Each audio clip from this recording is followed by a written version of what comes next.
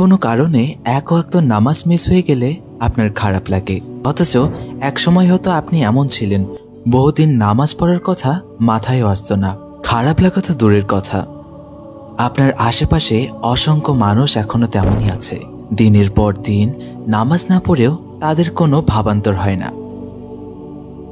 চাকরি বাঁচানোর জন্য আপনাকে যদি আজ দাড়ি কাটার পরামর্শ দেওয়া হয় কিংবা নিকাব খুলতে বাধ্য করা হয়, আপনি প্রয়োজনে চাকরি ছেড়ে দিয়ে না খেয়ে থাকবেন, কিন্তু এই বিষয়ে কোনো সমঝোতায় যাবেন না।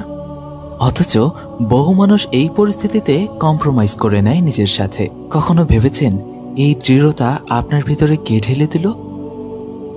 কোনো বিশেষ প্রয়োজনে অনেকগুলো টাকা দরকার, ব্যাংক থেকে চেঁচে এসে আপনাকে লোনের অফার করছে, ইন্টারেস্ট আসবে শুনে স্পষ্ট ভাষায় না জানিয়ে দিলেন। সুদের পয়সা খেয়ে এক রাতও যে আপনি শান্তিতে ঘুমাতে পারবেন না খুব ভালো করেই জানেন আপনি। হালাল উপার্জনের ব্যাপারে আপনার এত শক্ত অবস্থান, অথচ বহু মানুষ তো এই ব্যাপারে কোনো পরোয়াই নেই। কই, তাদের তো কখনো ঘুমের ব্যাঘাত হয় না। আপনার এই অবিচলতা আপনার রবের ভালোবাসার চিহ্ন। আমল ছুটে যাওয়ায় এই আফসোস আপনার প্রতি সেই মহান রবের দয়া এবং অনুগ্রহের বহিঃপ্রকাশ।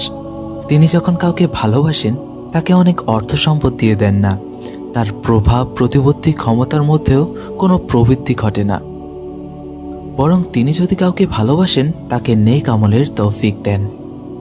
5 ওয়াক্ত নামাজ যদি নিয়মিত আদায় করার তৌফিক আপনার হয়, পুরো রমাদানে যদি আপনি রোজা রাখতে পারেন, আপনি বিশ্বাস করতে পারেন সেই মহান রব আপনাকে অনেক বেশি ভালোবাসেন।